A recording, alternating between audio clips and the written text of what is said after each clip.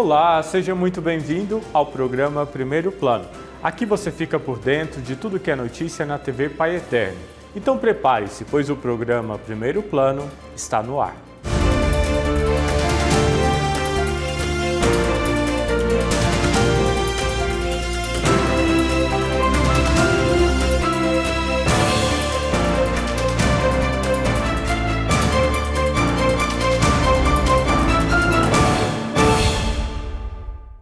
Começamos a nossa edição contando que o hino oficial da Romaria do Divino Pai Eterno 2026 foi lançado oficialmente no último domingo. O santuário estava lotado de devotos que saíam de lá com a música na ponta da língua. E agora você aí de casa também vai poder aprender esse louvor e cantar com a gente. Tá super fácil de recordar. Acompanhe agora na reportagem feita pela Ana Luísa Abreu. Corações em romaria, nesta festa da alegria. Vamos juntos clamar. Oi, padre! O que o senhor tá ouvindo? Tá tão animado, parece que essa música é boa, hein? Você não está sabendo, Ana? Já está disponível em todas as plataformas digitais o hino oficial da Romaria 2026. Hoje aqui oficialmente nós lançamos o hino para todos os romeiros, para todo o Brasil e olha, ficou uma letra top. A gente pode até brincar que trem bom é coisa boa aqui no estado de Goiás? É assim, ó, trem bom é bondade, festa boa e na Trindade. E aqui, olha, o hino ficou realmente bonito, traduzindo de fato o que nós queremos mostrar para todos os romeiros durante a Romaria, a alegria deste povo que acolhe, que celebra a unidade no Abá, o Abá querido, neste abraço amoroso de um Pai misericordioso que nos acolhe e nos chama de filhos. Eu sei, tenho certeza que essa música vai bombar então, já bombou. Eu vou continuar escutando o hino aqui e você, olha, busque aí o hino da Romaria do Pai Eterno, aprenda a música, quando você chegar por aqui, tenha de cor, ó, na ponta da língua, esta música, porque eu já sei. Isso aí, recado tá dado. Eu já vou fazer a minha parte, vou ouvir, vou baixar e vou divulgar para todos os meus amigos. Agora, gente, eu vou dar licença que o padre vai ouvir a música. Santo Altíssimo, Deus presente e sem Corações em romaria, nesta festa da alegria. Vamos juntos clamar. Abba Pai, Abba Pai. Mas que é isso, Júlio? Que alegria! Tudo isso por causa que esse hino é maravilhoso? Muito, Ana. Esse ano o hino da Romaria, ele nos convida a clamar o Pai Eterno, né? É o que nós já fazemos todos os dias. Clamamos esse Pai. Então clamemos Abba Pai. Que hino, gente? Ele chama aos romeiros. Vem pra Romaria clamar Abba Pai. Olha, agora eu tô descobrindo aqui entre os talentos do Júlio, César cantor, que voz, eu gostei de ver. É isso aí, ó, é tudo por causa de Deus mesmo? Tudo por conta do Pai, né? Do Divino Pai Eterno. Júlio, então só pra gente terminar, vai chamar os amigos, a família, vai divulgar essa música então? Vou. E, inclusive, já está lá nos meus stories do Instagram, já estou divulgando, né? E dizer também que já está nas nossas redes sociais, tá bom? No Spotify, no YouTube, tá? Pode pesquisar lá. O hino da Romaria 2026 que já tem. Então a gente termina, clamamos Abba Pai! Dia de festa e aquele clima maravilhoso. E por aqui está o Ciro Pontes, ele que é maestro, produtor musical. Esse sorriso, gente, já diz tudo. Como que é essa obra, ver de perto, você que faz parte dela há muito tempo, acontecer no lançamento oficial do hino?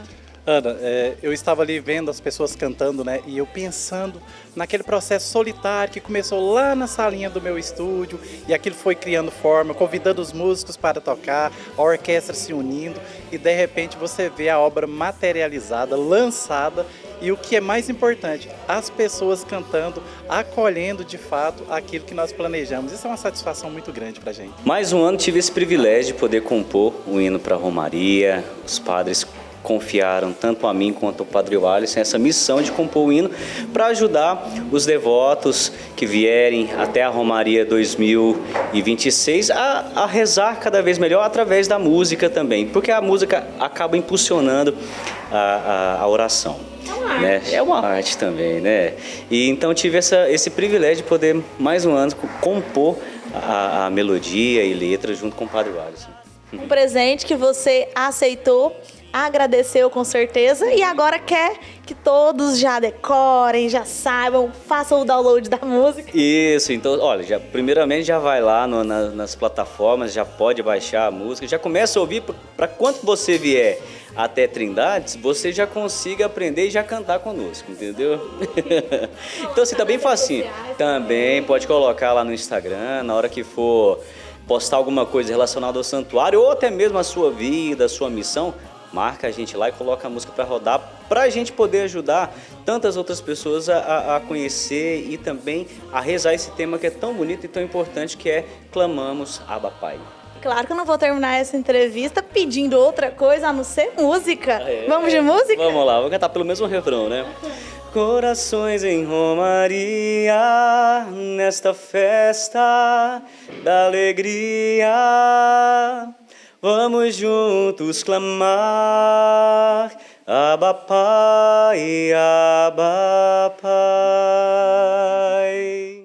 Nós já estamos nos preparativos da Romaria deste ano, já lançamos o cartaz, agora você teve a oportunidade de conhecer o hino oficial da nossa Romaria. O coração fica aquecido, nos preparando para este momento tão especial. Mudando de assunto, a Câmara dos Deputados realizou uma sessão solene em comemoração ao bicentenário das relações diplomáticas entre o Brasil e a Santa Sé. A celebração marca os 200 anos de diálogo entre instituições dos dois estados, iniciados em 1826. Acompanhe.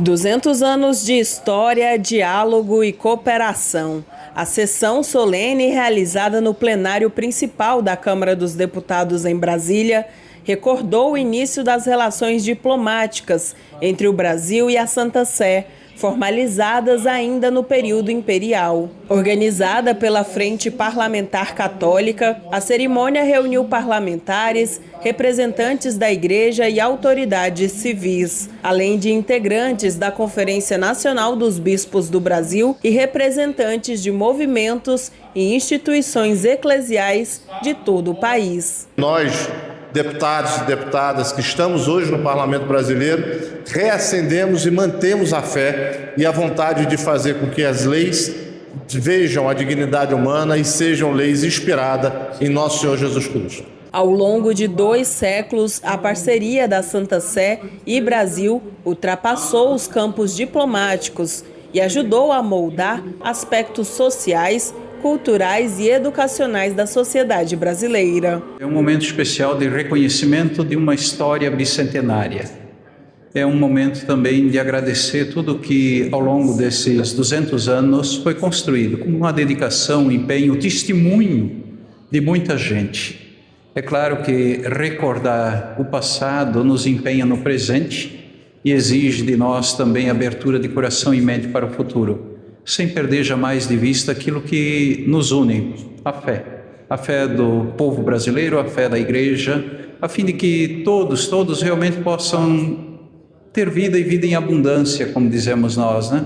A Igreja nada mais deseja do que cooperar para que todos tenham vida e vida em abundância. A celebração do bicentenário reforçou não apenas a memória histórica, mas também o compromisso atual entre o Brasil e a Santa Sé. A expectativa é que essa cooperação continue contribuindo para debates importantes, como a defesa da vida, a promoção da justiça social e o fortalecimento da cultura de paz. O Estado brasileiro reconhece a Igreja, reconhece todo o trabalho da Igreja, concordata que dá liberdade religiosa e que mostra a importância e o papel que a Igreja teve na sociedade brasileira. Então eu diria que 200 anos de relações maduras, 200 anos que dignificam o Estado brasileiro, dignificam a Santa Sé e que são, de certa forma, profecia para o mundo hoje, que acha que resolve os conflitos com as armas. Não. Os papas têm dito, desde o Concílio Vaticano II, têm apontado, principalmente Papa Francisco, o diálogo como grande caminho para o mundo, o diálogo como grande caminho para resolver os problemas do mundo, os problemas da sociedade. O encerramento da celebração dessa aliança importante foi na Catedral Metropolitana, com uma missa de ação de graças, que também contou com a presença de políticos, sociedade civil e a comunidade religiosa, reforçando mais uma vez a importância da Igreja Católica na construção da sociedade brasileira. A campanha da Fraternidade deste ano tem como tema moradia. Em São Paulo, uma iniciativa da igreja tem ajudado aqueles que mais precisam a realizar o sonho da casa própria. Acompanhe na reportagem do Alan Ribeiro. O vai e vem da cortadeira de pisos, a colocação da argamassa, por fim, a limpeza dos pisos. Esses são os últimos ajustes. Pouco a pouco, o lar da Rosângela vai ganhando forma. Ela é uma das 227 famílias desse conjunto habitacional na zona leste de São Paulo, que em abril passarão a ter um lar digno.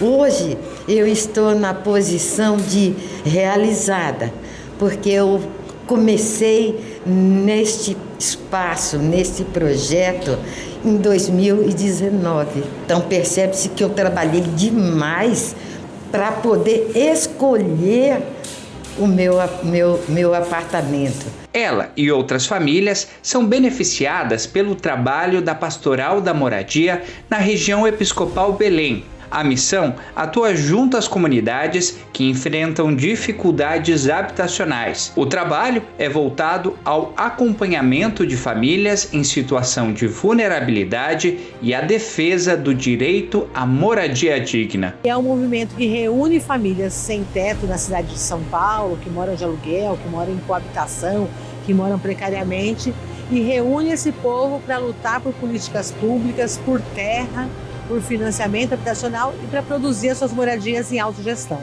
A luta neste terreno atravessa 3 décadas. A Pastoral da Moradia acompanha de perto o trabalho de autogestão desenvolvido com as famílias que irão morar nos apartamentos. Os futuros moradores participam de todas as etapas do processo, desde a organização das atividades até a contratação da mão de obra e das empresas envolvidas, além de realizar algumas atividades em modelo de mutirão. Conseguimos esse terreno em 2016 e desde 2023 estamos construindo 227 apartamentos em regime de autogestão.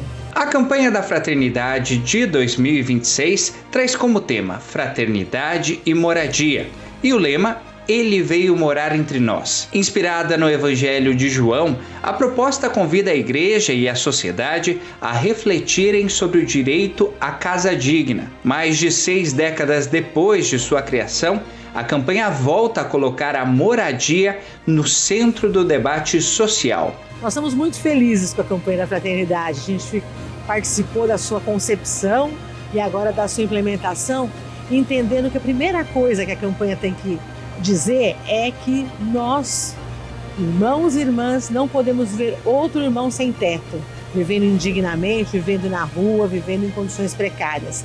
Que moradia é um direito. Em São Paulo, a realidade da moradia revela contrastes profundos.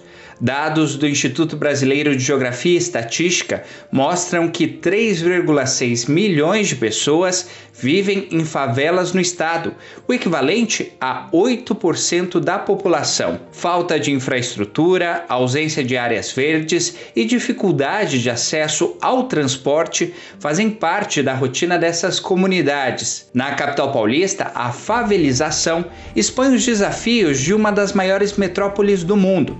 Milhares de famílias enfrentam precariedade habitacional, ausência de saneamento adequado e mobilidade limitada.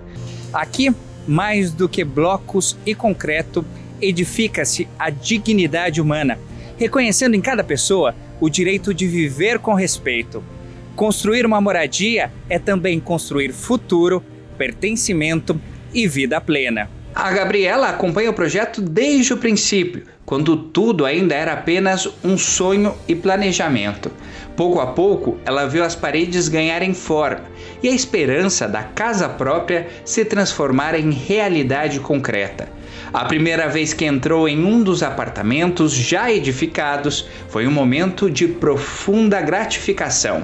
Quando eu pude entrar a primeira vez foi uma emoção, né? Uma emoção muito grande, porque isso aqui é um sonho de muitos anos e de muita luta, né? Para todos nós. A jovem põe a mão na massa e, junto com os futuros moradores, participa ativamente da autogestão do projeto, acompanhando cada etapa da obra. Mesmo sem experiência na construção civil, as famílias aprenderam pouco a pouco sobre os processos, prazos e responsabilidades. Um aprendizado coletivo que fortalece o grupo e aproxima, de forma bem concreta, o sonho da moradia digna. Para mim isso aqui é um lar mesmo, essa sensação de paz, de ter um canto seguro que eu vou falar, aqui eu posso estar, aqui a minha filha pode estar, a gente pode crescer, pode evoluir, pode crescer em comunidade, né, junto com todos os meus vizinhos e vizinhas. Para a Gabriela, é uma tranquilidade profunda saber que agora tem uma casa para chamar de sua. A certeza de poder oferecer um lar digno à filha traz segurança e estabilidade para planejar a vida. Eu sempre estive aqui, principalmente nos fins de semana e nos horários ali fora do horário de trabalho, para ir construindo essas atividades junto, né? Quando as famílias passarem a morar nesses apartamentos, inicia-se outra construção. Não mais de concreto, mas de vidas, memórias e futuros. E olha, já te adianto que essa matéria não termina por aqui. Se depender da Rosângela, que conhecemos lá no começo da reportagem, em abril nós estaremos aqui novamente. A gente pode voltar para tomar um cafezinho quando tudo estiver pronto. Talvez um buffet.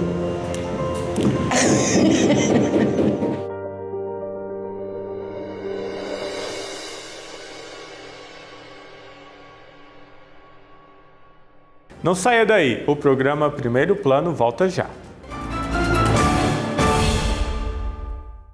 O aplicativo Pai Eterno tá de cara nova, mais moderno, mais rápido e muito mais fácil de usar. Você pode ouvir o badalar do sino Vox Patris, acompanhar a programação da TV Pai Eterno ao vivo, ficar por dentro de todos os eventos do Santuário Pai Eterno e fazer sua doação de um jeito ainda mais simples. Baixe agora o novo app Pai Eterno, disponível na Play Store e Apple Store. Estamos de volta com o programa Primeiro Plano. A Igreja Católica destaca a força do sacramento do matrimônio como vocação de amor e serviço. Em um espaço dedicado às famílias, casais refletem sobre o acompanhamento da fé, a vivência dos valores cristãos no dia a dia, e você é convidado a acompanhar.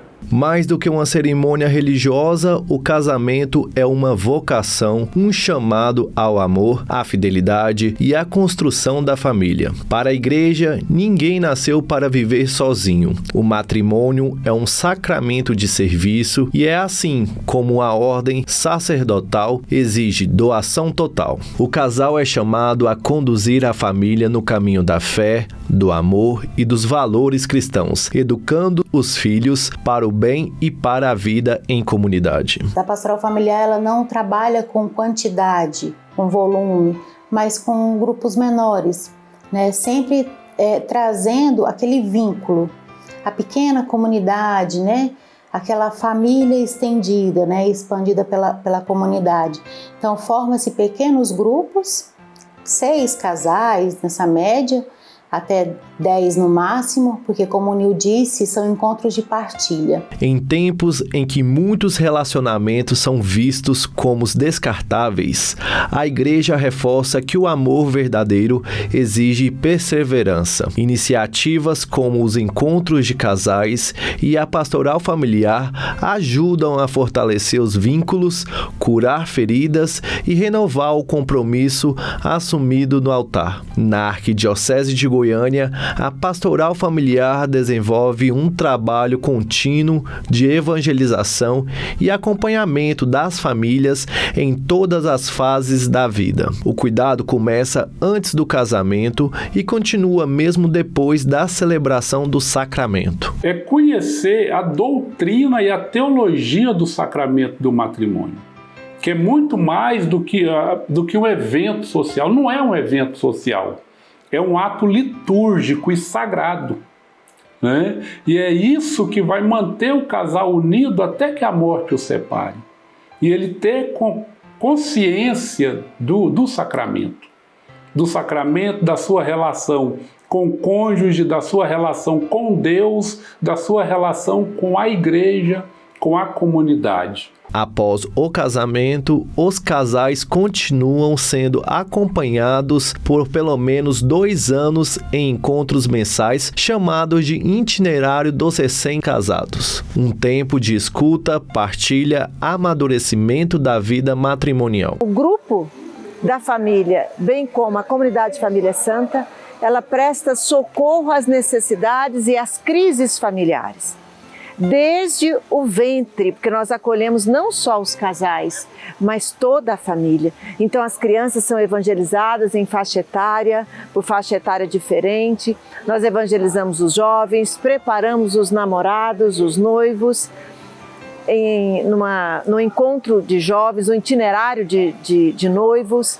E atendemos os casais também em suas maiores necessidades e crises. Assim como a Pastoral Familiar, o Grupo Familiar da Sagrada Família reforça que o matrimônio não é um caminho solitário, é uma caminhada feita com apoio, orientação e fé, sempre com o olhar voltado para a família como base da sociedade e da igreja. A evangelização aqui acontece vendo a necessidade da família como a família, o principal caminho, a principal via da igreja. O padre Felipe Bueno também falou do fortalecimento do matrimônio por meio do livro Rezar com 52 Casais Santos. A obra que ele ajudou a traduzir apresenta exemplos de casais que viveram a fé no dia a dia e inspira outros a não desistirem do casamento, mesmo diante das dificuldades. O que a igreja promove, e eu acredito que esse texto pode ser de grande valor para as famílias, para os casais especialmente, é entender que o outro ele tem toda a sua dignidade preservada, que deve ser considerada, é uma pessoa, aquele com quem o outro se manifesta, constitui família, não é alguém para ser descartada. A sociedade atual tende a jogar as pessoas nessa dinâmica do descarte. E o matrimônio, ele é como, digamos assim, uma planta que foi semeada, que foi ali sonhada, que foi alimentada e que deve continuar a ser alimentada. E a melhor maneira de alimentar a planta, digamos assim, do matrimônio é através da oração em comum. O Papa São João Paulo II dizia: família que reza unida permanece unida. E além da oração, sempre a sinceridade, todos esses valores que provêm da nossa fé e que esses casais podem muito bem nos ajudar nesse sentido de continuar a perseverar neste caminho.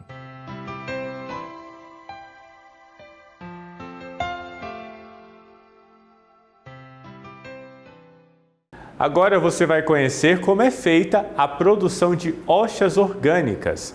A iniciativa, idealizada por um padre no interior de Goiás, tem conquistado o Brasil e já abastece parcialmente o Santuário do Divino Pai Eterno. Vamos conferir a reportagem da Maria Tereza Lima. Nossa equipe veio até o município de Heitoraí, no interior de Goiás, para acompanhar uma iniciativa que nasceu pela necessidade de economizar, cresceu com toda a comunidade e tem despertado uma certa curiosidade em fiéis espalhados pelo Brasil inteiro, que é a produção de hóstias sustentáveis.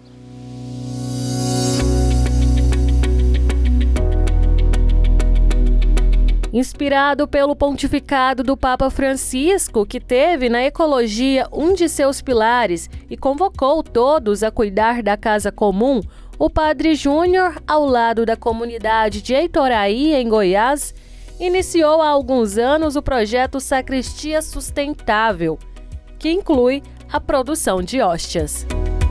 Porque quando a gente é interpelado, a gente tem que dar uma resposta, e essa resposta tem que ser concreta. Então, há 10 anos atrás, nós tivemos consciência, através da encíclica Laudato Si do Papa Francisco, e como a gente tinha muitas demandas, a gente foi tentando resolver essas demandas na perspectiva da sustentabilidade, do cuidado da casa comum. E aí, uma dessas saídas é a produção de partículas e hóstias mais puras possíveis.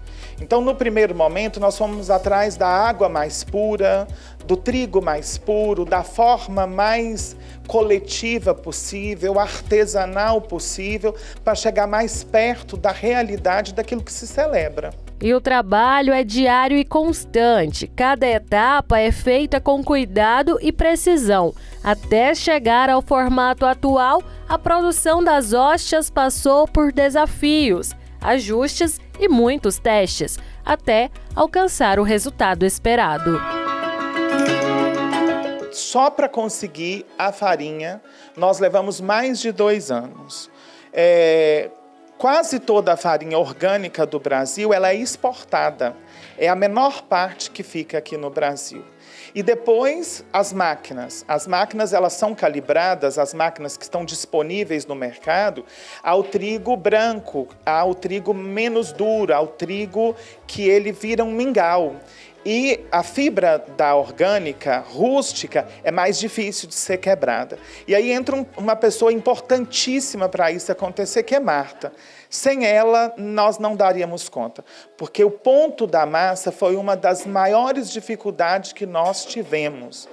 Sacos e sacos de trigo foram descartados, porque quando não chegou nesse lugar, e aí todos os louros é dela, que foi insistente, que chorava, que queria desistir, mas também nunca desistiu. Aí Marta conseguiu chegar a um denominador comum, que é achar essa massa precisa para a farinha orgânica. Essa é a Marta Helena, presente desde o início do projeto e peça fundamental para que a produção das hóstias chegasse à qualidade que tem hoje. Sinto muito feliz de estar ajudando, contribuindo. Eu acho muito assim uma coisa muito importante, né? De milhares de pessoas, né, tomar hóstia, sair daqui. Uma iniciativa do padre, trabalho dele, nosso, né? Eu, a Luzia, o meu neto, o Cauã, a Cida. E já passaram mais pessoas por aqui, sabe? Então eles vêm, querem aprender, eu tenho ensino. A produção cresceu e já chegou a paróquias e santuários de Goiás. Há inclusive demandas de outros estados. O Santuário Basílica do Divino Pai Eterno já utiliza em partes e mantém estoque das hóstias e em breve todas as celebrações da Eucaristia no local deverão ser feitas exclusivamente com as hóstias sustentáveis. Conversamos com o padre Sidney Martins, prefeito de liturgia, para entender esse novo momento. O objetivo, acho que central, é essa dimensão mesmo de ter essa preocupação mesmo ecológica.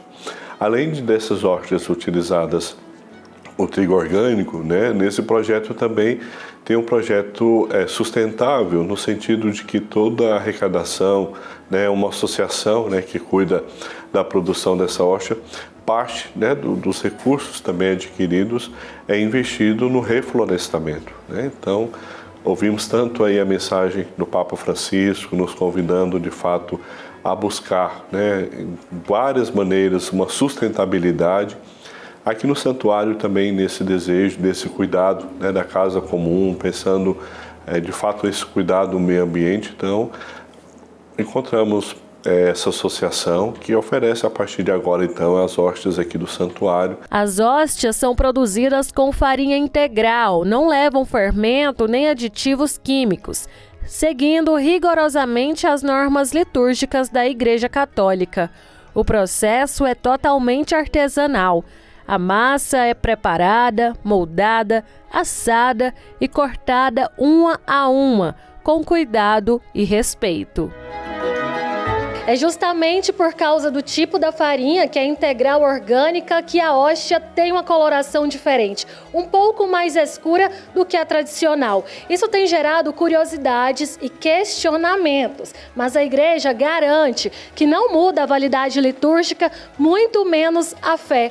O que muda é somente o cuidado com a vida e com o meio ambiente. Então esse aqui de fato é um trigo mais puro, um trigo mais, de fato, no sentido que também a Eucaristia nos traz, do pão e do vinho, que para nós vai se tornar o corpo e sangue do Senhor, é um alimento mais puro, mais próximo da criação de Deus, podemos assim dizer, da natureza, que é apresentado pelas mãos humanas, fruto da terra, oferecido ao Pai Eterno, que Ele nos devolve, para ser para nós o corpo e o sangue do seu Filho.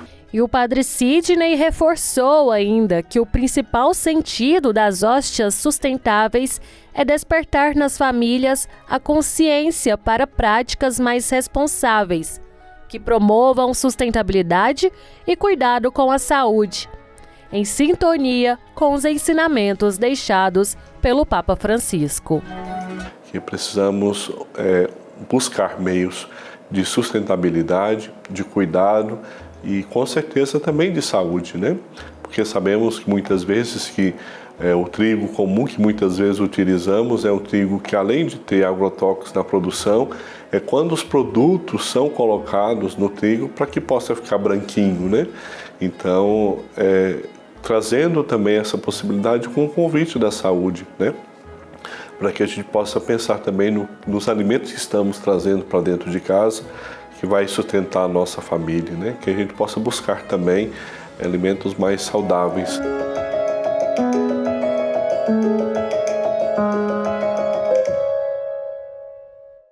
Na Diocese de Grajaú, no Maranhão, a inclusão ganhou destaque com uma celebração de crisma acessível aos surdos.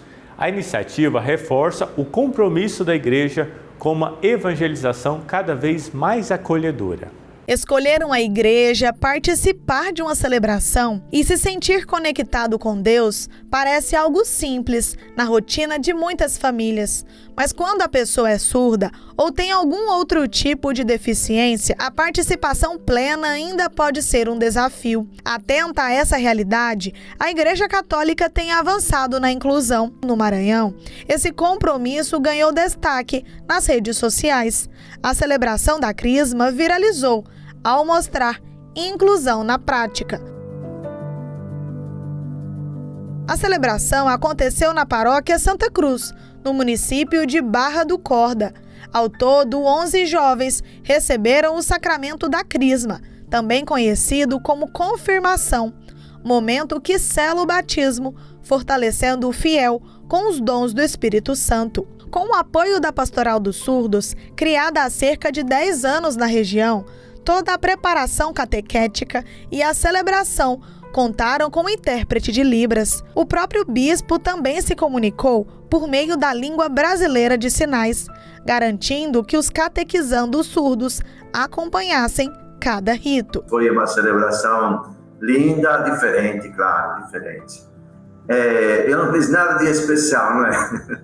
Porque acho que são coisas normais e encontro as pessoas, não somente os que não podem escutar, ouvir a voz porque surdos, mas também em outras situações, tentar incluir todo mundo, tentar ser próximos, respeitando as diferenças e tentando encontro as situações. A Diocese já estuda a criação de formações e cursos de Libras para ampliar a preparação de agentes pastorais e fortalecer ainda mais a evangelização. O desejo da igreja é ser cada vez mais inclusiva, acolhedora e humana. Na paróquia Santa Cruz, por exemplo, projetos futuros voltados à ampliação da acessibilidade já ganham força, espaço e também discussão. O principal objetivo da Diocese de Grajaú é promover melhorias para que todos se sintam verdadeiramente parte da comunidade. Nós temos aqui uma escola diocesana de formação, estamos organizando novos cursos. Eu pedi, a diretoria coloque um curso de Libras.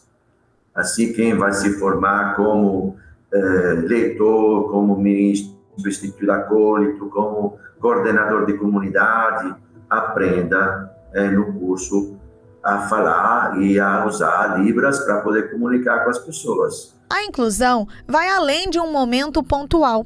Ela representa um compromisso permanente com a acessibilidade e com a participação ativa das pessoas com deficiência na vida sacramental. É uma ação de hoje, para poder crescer no futuro. Mas hoje temos que proporcionar aos nossos irmãos, nossas irmãs, tudo o que podemos para poder ter acesso à palavra de Deus.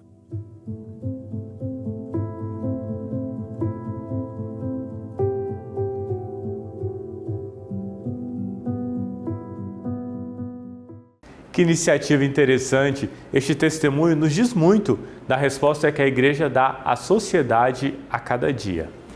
Não saia daí, o programa Primeiro Plano volta já. O aplicativo Pai Eterno tá de cara nova, mais moderno, mais rápido e muito mais fácil de usar. Você pode ouvir o badalar do sino Vox Patris, acompanhar a programação da TV Pai Eterno ao vivo, ficar por dentro de todos os eventos do Santuário Pai Eterno e fazer sua doação de um jeito ainda mais simples. Baixe agora o novo app Pai Eterno, disponível na Play Store e Apple Store. Estamos de volta com o programa Primeiro Plano aqui na TV Pai Eterno. Na última semana, familiares, amigos e confrades se despediram do missionário redentorista Padre Ney Antônio Barreto Ribeiro. Ele faleceu aos 82 anos em Trindade. Acompanhe a reportagem do Stanley Brenner. Em clima de silêncio e oração, fiéis religiosos se reuniram na Igreja Matriz do Divino Pai Eterno para a despedida do Padre Ney Antônio Barreto Ribeiro. Sacerdote missionário, Padre Ney faleceu aos 82 anos e deixa um legado marcado pela simplicidade, pela fidelidade à vocação e pela dedicação aos mais pobres e esquecidos. Padre Ney, um missionário redentorista, vindo ali de São Paulo, Brasília, Goiânia, atendendo às demandas do Senhor, chamado do Senhor. É um de 3 irmãos redentoristas, outros 2 também que já estão na casa do Pai. Padre Ney é um homem corajoso, um homem animado, um homem que nunca teve medo da distância, do enfrentamento, do trabalho. Um homem simples, ao mesmo tempo intelectual, um homem muito inteligente, capaz de entender Jesus Cristo e ver Jesus Cristo na pessoa dos mais pequenos, nas situações mais simples da vida. A celebração eucarística de corpo presente começou às 14h e reuniu representantes da província redentorista de Brasília, além de fiéis que acompanharam de perto a caminhada missionária do Padre Ney ao longo de décadas. Padre Ney serviu no Centro-Oeste, no Norte, serviu no Nordeste, de modo especial às comunidades indígenas, às pessoas mais pobres, os mais necessitados. Mas um elemento de destaque na vida que hoje a gente pode falar é que Padre Ney era um homem feliz em viver. Era sempre de sorriso, sempre um sorriso fácil, era um homem com muita acolhida, com muita empatia. A celebração foi presidida pelo bispo auxiliar da Arquidiocese de Goiânia, Dom José Roberto, que destacou a vida totalmente dedicada à igreja e à esperança cristã na ressurreição. Padre Ney foi um testemunho qualificado, um testemunho de amor e doação à igreja e aos irmãos e irmãs menos favorecidos. Quando olhamos a sua biografia, a sua história, nós reconhecemos que ele não se poupou, se doou por inteiro. ele, com toda a coragem, com todo o entusiasmo, né, abriu novas comunidades redentoristas em outras partes do país. Isso demonstra a sua coragem, o seu testemunho profético, o seu espírito missionário. Durante a homilia, a mensagem central foi de fé e esperança. A certeza de que a morte não é o fim, mas passagem para a vida eterna, confortou os que se despediam de um sacerdote que gastou a própria vida no anúncio do Evangelho. Se tivesse que juntar duas expressões assim que me marcaram a vida inteira da pessoa do Padre Ney, eu diria que a primeira era a alegria de viver. Eu acho tão lindo encontrar gente que gosta de viver, e ele dava um testemunho vibrante de viver. Gostava de viver e gostava que todos vivessem também. E a outra é o amor pelos pobres. Ele podia estar na discussão que fosse, podia estar refletindo do modo que fosse, que ele pedia a palavra para dizer: lembremos dos pobres. Nós estamos de fato servindo aos pobres. Esse tipo de pensamento que está sendo levantado tem a ver com os pobres que Jesus nos pede para servir no Evangelho. Então, Padre Ney era sempre essa palavra permanente, insistente, de atenção para com os pobres. Entre os missionários redentoristas, o sentimento é de gratidão. Gratidão por uma vida doada, por um testemunho silencioso e firme e por uma missão vivida até o fim com fidelidade. Padre Ney nos deixa um legado de missão, de missionariedade, não deixando para amanhã o que se deve fazer hoje, indo aos mais pobres, mesmo no cansaço, mesmo na labuta do dia a dia. Padre Ney deixa para nós um histórico de vida, de entrega a Jesus Cristo, na pessoa do pobre, na pessoa do irmão. Este momento marca a despedida de um missionário que dedicou a sua vida há mais de 5 décadas à igreja. Um momento de fé, de oração e emoção aqui na despedida do Padre Ney. Sempre com um sorriso no rosto, sempre animado, feliz, festivo, que amava contar as histórias dele, cuidar dos pobres, das pessoas mais carentes e, sem dúvida, deixou uma lição extraordinária para nós, que é esse amor para com o próximo. Em cada gesto, em cada oração, a despedida carregava também a certeza de que o legado do Padre Ney permanece vivo na memória da igreja e do povo. Tive a oportunidade de estar com ele numa missão lá na Amazônia, ele indo nas comunidades, abraçando as pessoas, rezando missa, em comunidades que não tinham nada, em comunidades bem simples mesmo, onde a casa era toda de madeira, onde só tinha barro, e ele estava lá pregando, mostrando o Senhor, dando Eucaristia para o povo, e sempre com um sorriso no rosto. Padre Ney Antônio Barreto Ribeiro deixa uma história escrita com fé, serviço e amor ao Evangelho. Então é gostoso ver um confrade concluindo a sua carreira, guardando a fé, e nós temos essa esperança de que ele está como os justos junto a Cristo. O que a gente quer guardar dele é isso, é o sorriso, a alegria e a felicidade. Então, obrigado, Chunei, por tudo. Nós te amamos eternamente. Padre Ney deixou para todos nós um legado de fé, alguém que dedicou toda a sua vida ao amor, ao Divino Pai Eterno, à pregação do Evangelho àqueles que mais precisavam. Nesses últimos dias em que esteve conosco em Trindade, deixou-nos um testemunho de resiliência.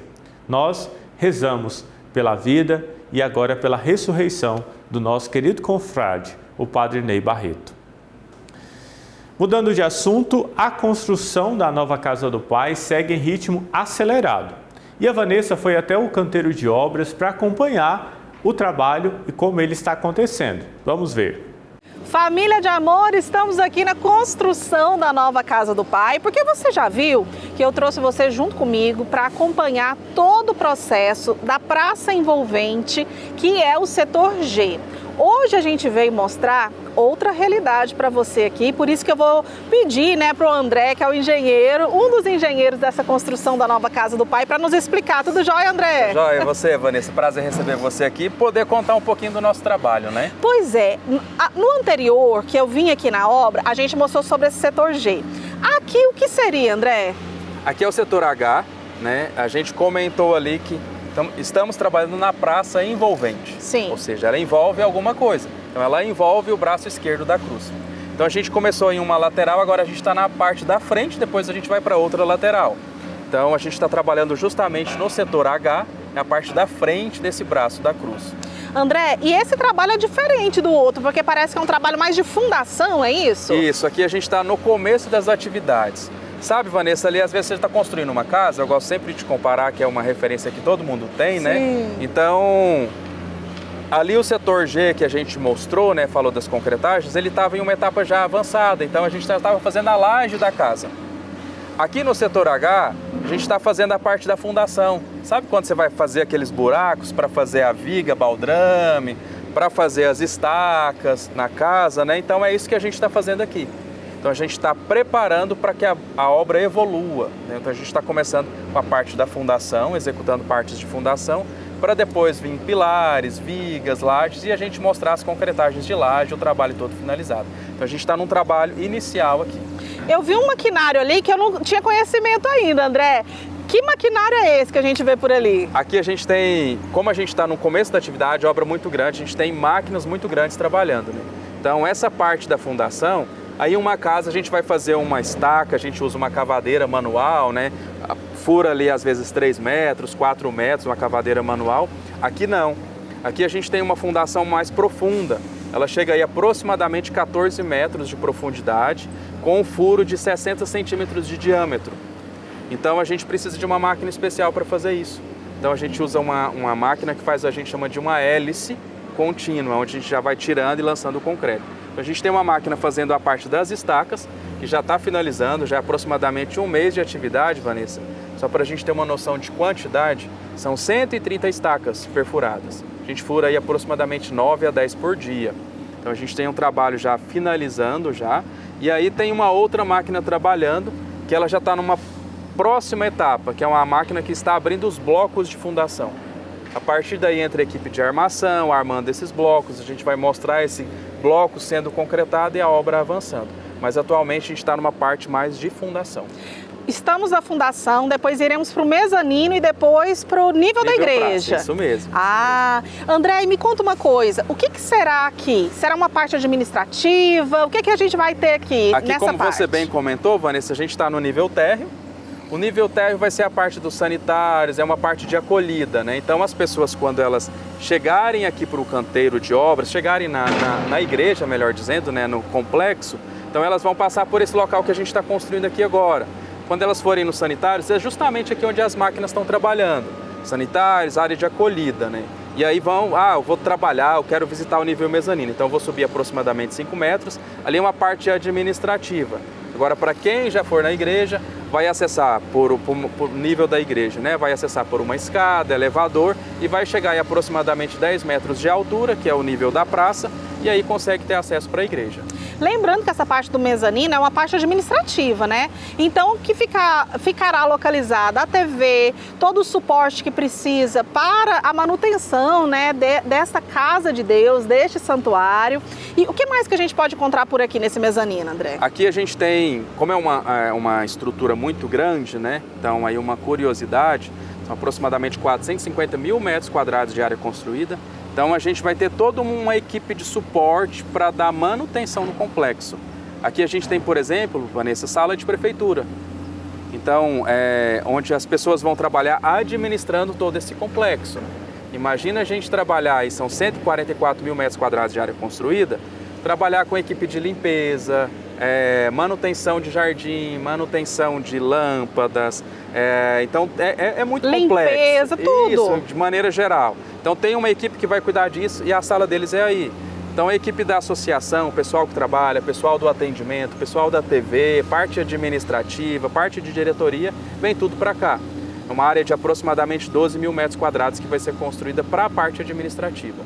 André, e a gente sabe que esse setor está sendo construído juntamente com aquela praça envolvente. Então, terminando, no próximo mês, se concentram aqui. Isso, é uma preocupação nossa que as atividades sejam feitas em sequência. Então, sempre que a gente está finalizando uma atividade, a gente já tem que planejar a outra para que aquela equipe ela tenha um local para trabalhar. Então, ela é muito dinâmica, é um processo produtivo. Então, aquela equipe que hoje está trabalhando ali na laje, quando ela finalizar, ela já tem que ter um trabalho aqui, um local para trabalhar. Então, aqui a gente está na parte de fundação, trabalhando já com a parte de armação e, posteriormente, aquela equipe que está finalizando o setor G vem para o setor H. E o André me contou uma novidade aqui, viu? Nós mudaremos a entrada dessa obra assim que for concluída essa parte aqui, né, André? Esse é o nosso objetivo, esse é o nosso trabalho. Hoje a gente tem uma entrada provisória, né?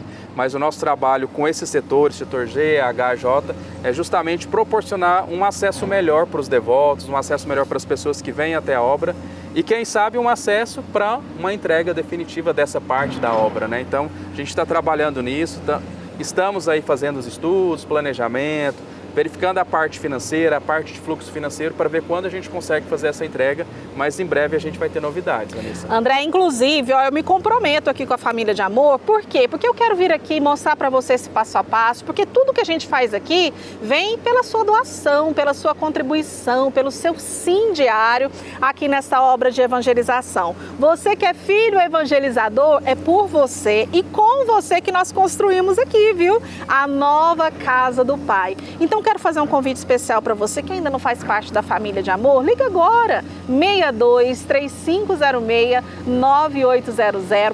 Faça o seu cadastro, receba todos os meses aí na sua casa a nossa carta evangelizadora, que inclusive o que não pode faltar na carta evangelizadora de todos os meses é notícias dessa obra, viu? Da construção da nova casa do Pai. André, quero agradecer a você e dizer que eu me comprometo a voltar outros dias para a gente mostrar esse passo a passo para todo mundo. Eu que agradeço, Vanessa, espero você aqui de volta, espero vocês, né, venham visitar a obra, venham entender a complexidade da obra, a grandiosidade da obra e acompanhar a execução de tudo que a gente conversou, né, Vanessa? É um prazer receber você aqui mais uma vez e venha mesmo para a gente mostrar a obra acontecendo. E a gente volta então agora para o estúdio, você conhecendo um pouquinho mais dos detalhes da construção da nova casa do Pai. É muito bom ver o santuário crescendo, se edificando, e todo esse trabalho ele acontece graças à sua colaboração. Se você já faz parte da Família de Amor, muito obrigado. Se você ainda não faz parte, entre em contato conosco, acesse o nosso site, as nossas redes sociais e faça parte da Família de Amor. A sua colaboração faz total diferença neste projeto tão importante. E assim, nós encerramos mais uma edição do programa Primeiro Plano. Eu agradeço a sua companhia e me despeço de você, desejando uma excelente semana. Fique na paz e na proteção do Redentor. Até breve.